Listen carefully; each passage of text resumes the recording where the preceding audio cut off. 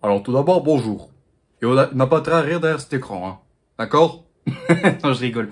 Yo les clowns, c'est Jérémy, j'espère que vous allez bien. On se retrouve aujourd'hui pour une nouvelle vidéo Critique Geek. Et aujourd'hui, on va s'attaquer à Green Lantern, sorti en 2011 et réalisé par Martin Campbell, je sais pas comment ça se prononce.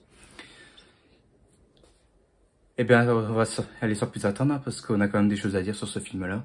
Alors, au niveau résumé de l'histoire, en gros, c'est l'origine story d'Hal Jordan, qui va devenir Green Lantern. Donc, pour ceux qui savent pas c'est quoi les Green Lanterns, c'est une espèce de policier intergalactique dont chacun est chargé de surveiller un secteur. Donc, en ce qui concerne pour la Terre, qui fait partie du secteur 2814, eh bien, on n'a toujours pas eu un Green Lantern terrien, donc juste pour cette zone-là.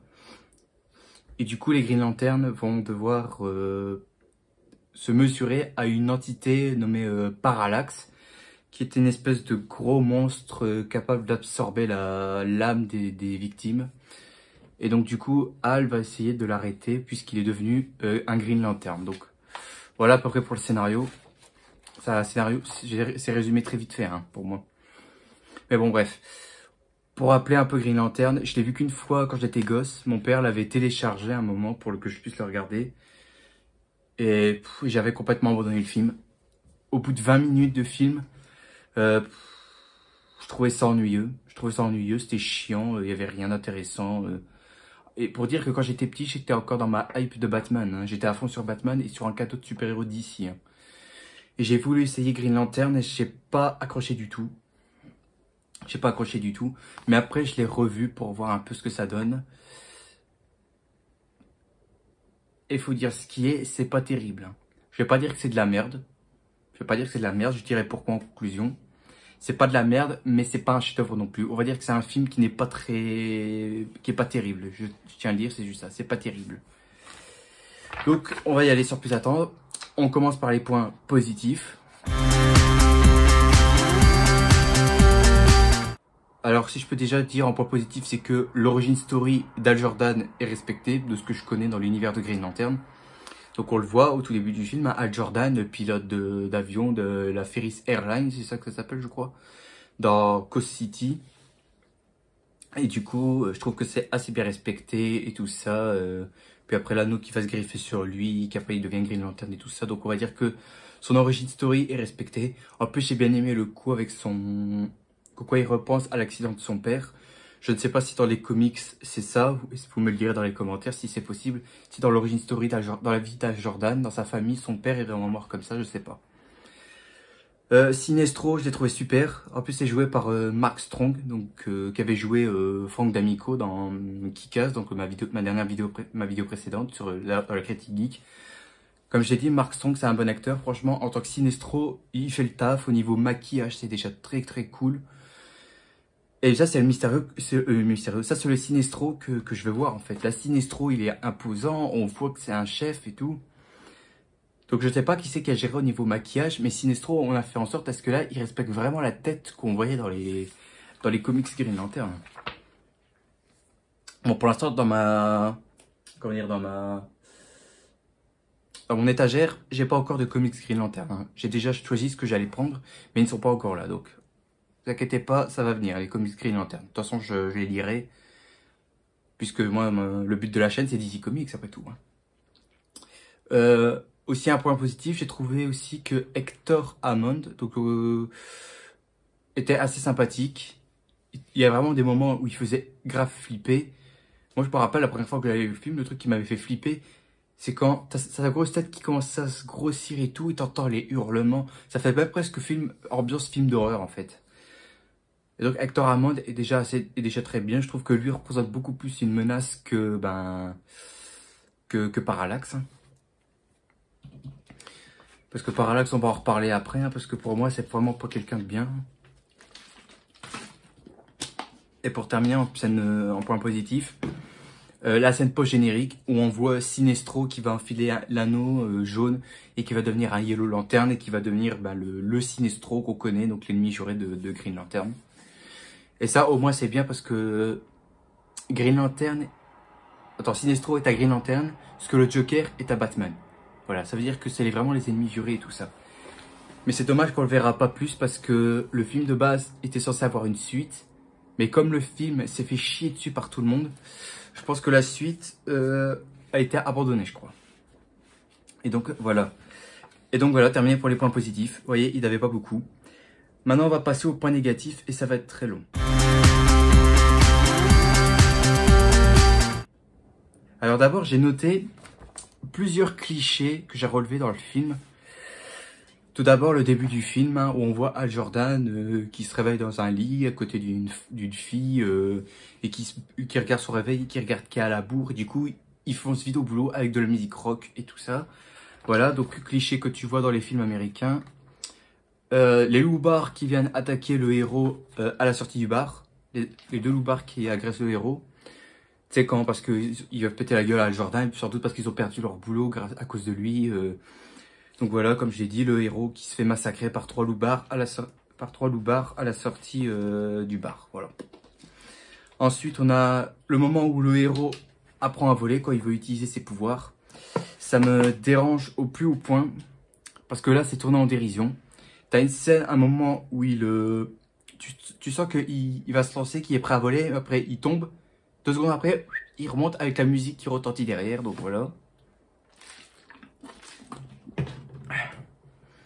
Par rapport à la fin, quand Parallax prend d'attaque la ville de Coast City, il y a un truc qui m'emmerde, c'est qu'à chaque fois, tu as tout le temps une personne qui se met à courir, mais après, elle trébuche, et au lieu de se relever et de repartir, non, elle reste couchée, elle se retourne et regarde la menace arriver vers lui.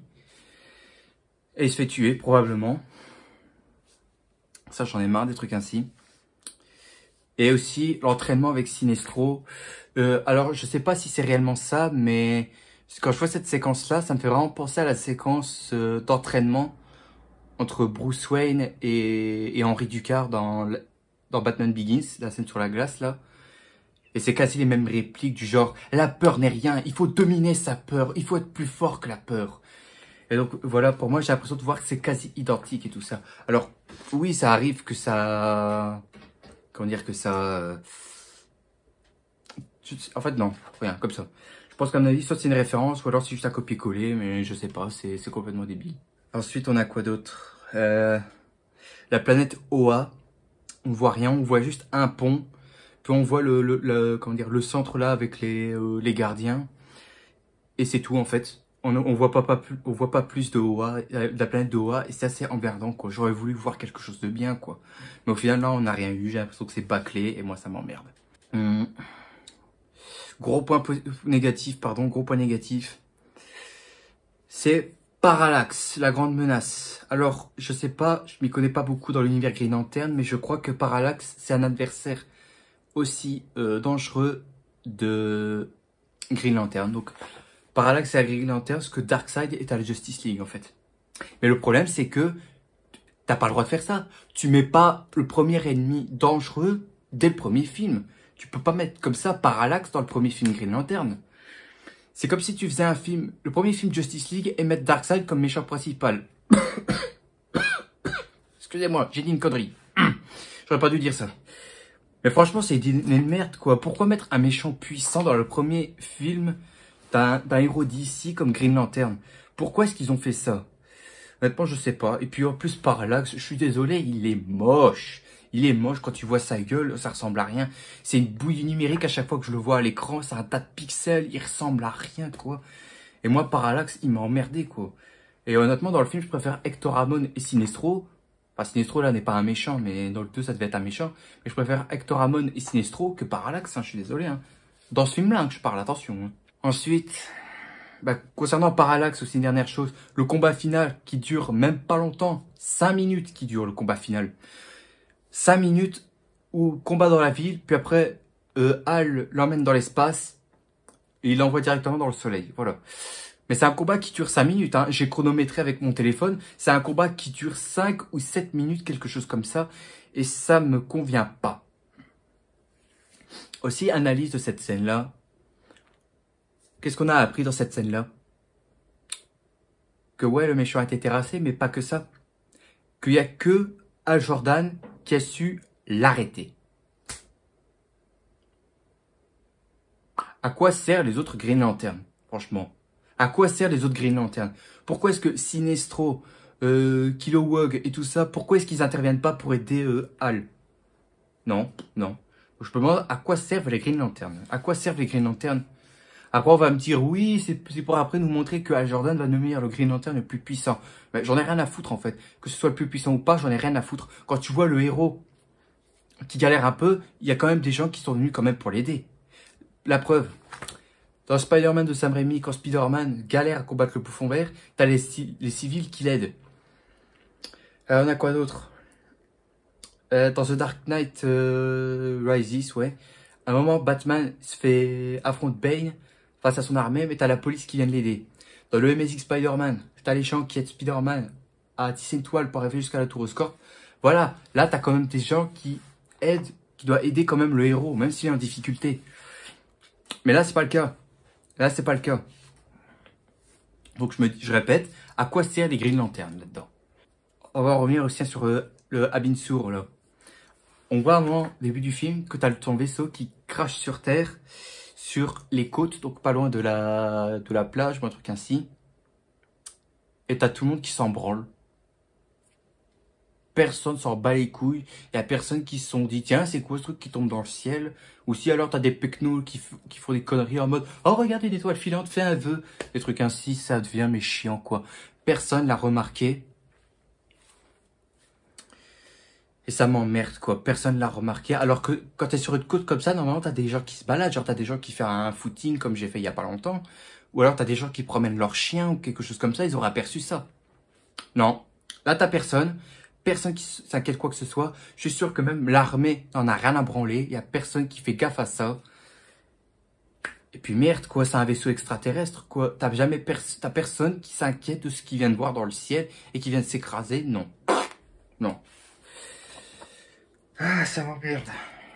Ensuite, un truc aussi concernant cette scène. Quand t'as l'anneau qui greffé sur le doigt d'Hal Jordan, il l'emmène jusqu'à Abin Sur pour... jusqu'à Abin Sur.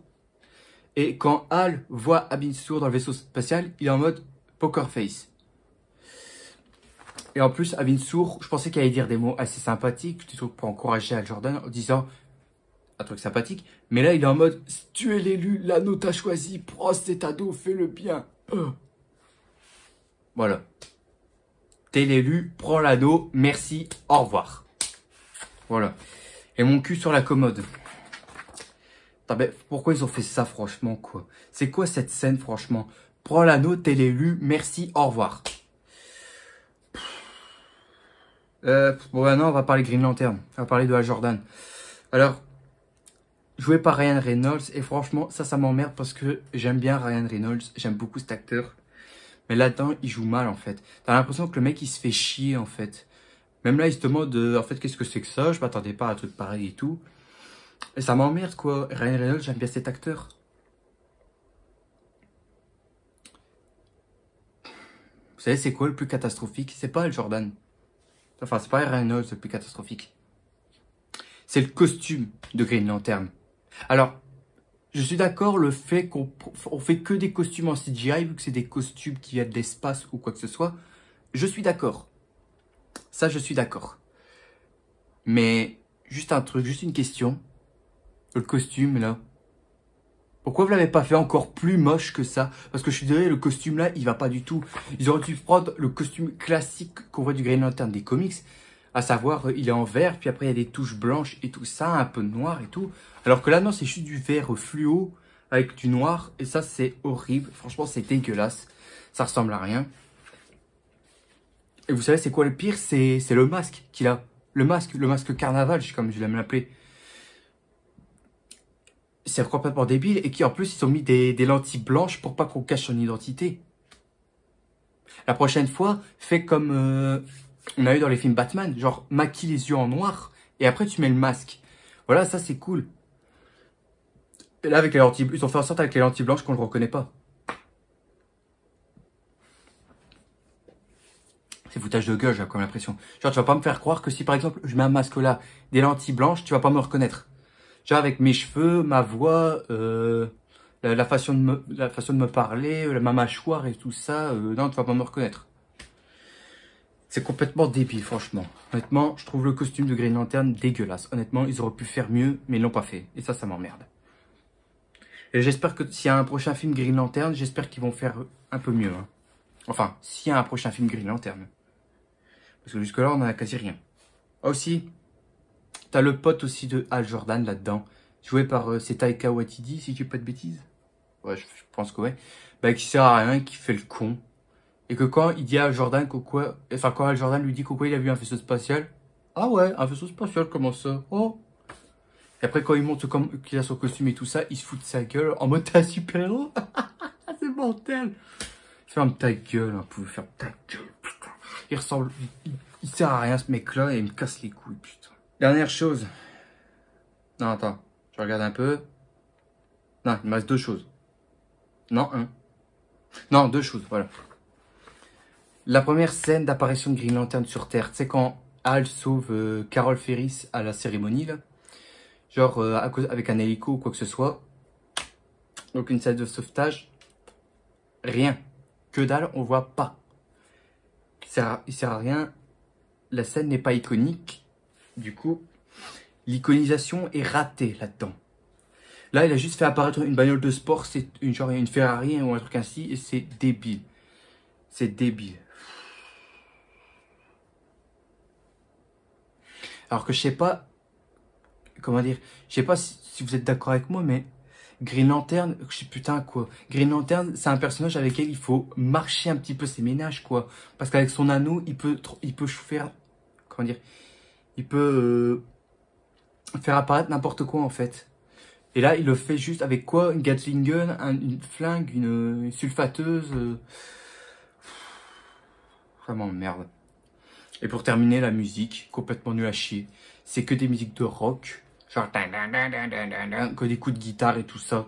Ça en devient mais chiant, franchement. Il n'y a rien là-dedans qui est cool. Donc, voilà. Conclusion. Alors, oui, ce film n'est pas génial. Franchement, oui, Green Lantern n'est pas un bon film. Mais franchement, c'est pas la faute du film. En fait, c'est la faute du réalisateur, en fait. Il a voulu faire un film Green Lantern à sa façon. Mais voilà ce qui arrive. Ton film Green Lantern n'a pas fonctionné. Alors que si tu avais pris ton temps à faire marcher un petit peu tes ménages, tu aurais fait un film Green Lantern nickel. Et au final, on n'a pas eu ça. On a eu un tas de merde comme ça. Et je ne vois pas pourquoi les gens chient dessus là. Après, je vous comprends pour certains qui disent que quoi, c'est nul et tout ça. Que c'est le pire film super-héros, je suis d'accord. Sauf que, quand tu prends en comparaison avec la concurrence, c'est-à-dire chez Marvel, tu as plein de films du MCU qui sont tirés de Green Lantern. Et là, je vous laisse comparer. Quand Green Lantern a sorti, tout le monde était en mode « Ouh, c'est nul !» Alors que quand tu as des films MCU comme ça, les gens sont en mode « C'était magnifique !» Vous vous foutez vraiment de la gueule du monde. Il y a des films MCU qui sont encore plus merdiques que Green Lantern, quoi. Green Lantern, enfin, je dis ça parce que moi, je suis un fan de DC Comics. Mais putain, quoi. Green Lantern, c'est du pur Marvel, quoi. C'est un film MCU Marvel, quoi. Et pourquoi personne ne voit ça? Pourquoi les gens ne se rendent pas compte que dans les films Marvel, c'est des films comme ça, comme Green Lantern? Et non, t'as tout le monde qui applaudit ça. C'est foutage de gueule, quoi.